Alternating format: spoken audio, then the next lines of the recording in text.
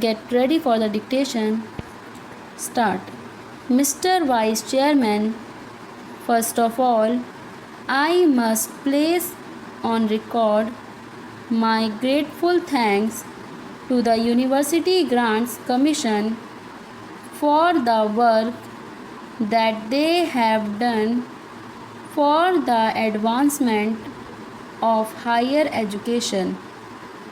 They have done good work and in full cooperation with the Education Ministry. This, I think, must encourage state governments to establish university grants commissions or committees in their respective states. What the country needs most is the coordinated efforts of the autonomous university grants commissions working in harmony with the state governments and university authorities. Coordinated efforts are needed to bring about certain uniformity in the standards of university education. Without that, our educational advancement is bound to suffer from various tensions and difficulties. I do agree with my friend that the annual report under discussion is rather a dull report. At least it is not as bright as the two previous reports were. In the previous two reports, the University Grants Commission invited the attention of the nation to certain academic problems, to certain educational needs. Unfortunately, in this report, the University Grants Commission confines its remarks mostly to what has been achieved in the field of university education under the guidance and with the assistance of the University Grants Commission. However, sir, it is not possible for me to agree with Mr. Santhanam that the University Grants Commission should not extend help to universities for the preservation of manuscripts. Manuscripts are of great importance so far as university libraries are concerned.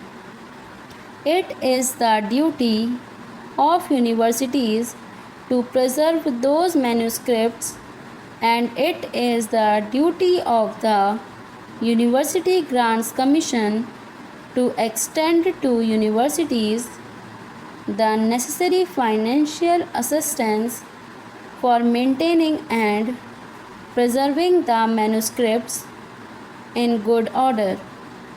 Also, it is not possible for me, sir, to agree with my friend that today universities are enjoying too much of autonomy.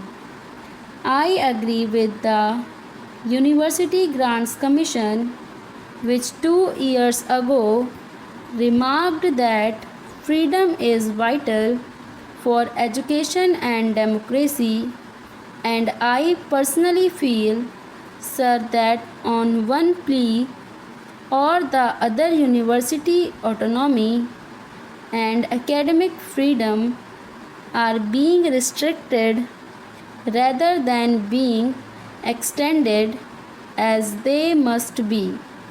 I do not think, sir, that a social purpose or a social value can be imparted in the teaching by a teacher through the imposition of restriction on his freedom of thinking.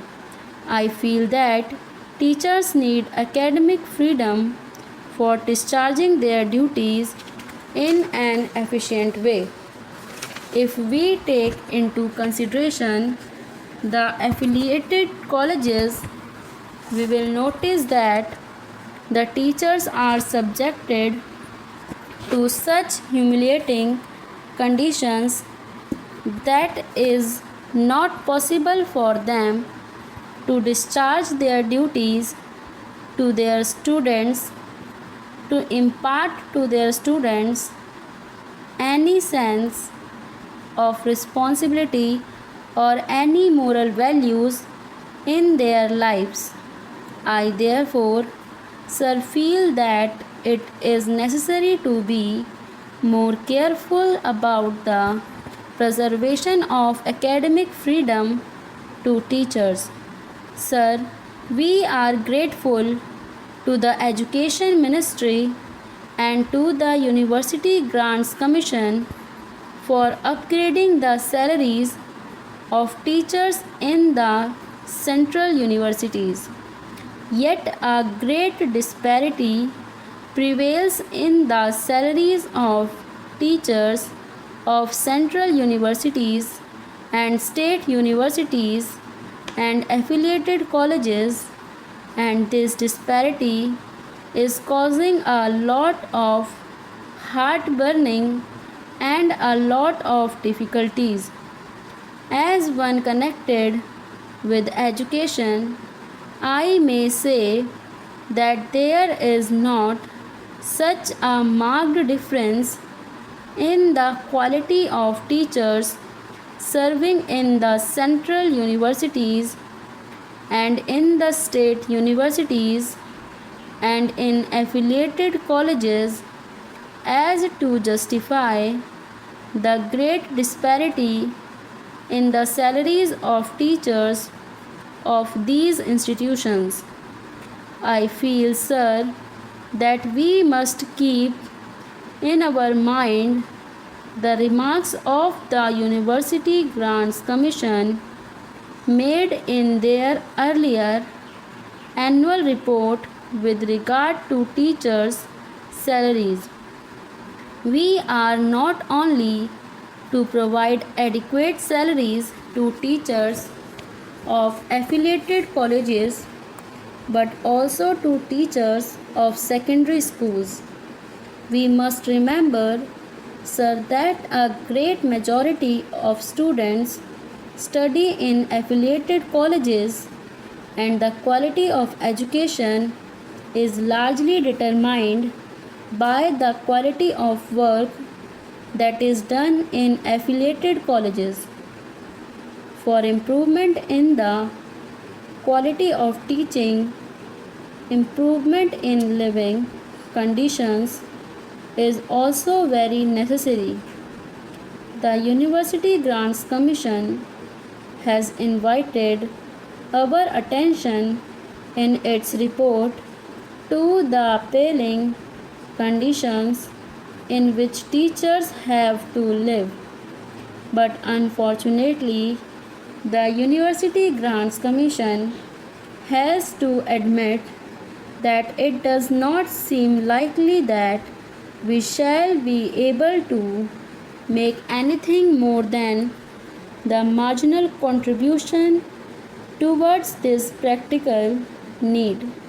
I feel that the University Grants Commission should pay more attention to the solution of this problem that has so far been paid by it and the Education Ministry, and that the government should not grudge funds to the University Grants Commission for making adequate arrangements for improving living conditions of teachers who are expected to train the citizens of the country.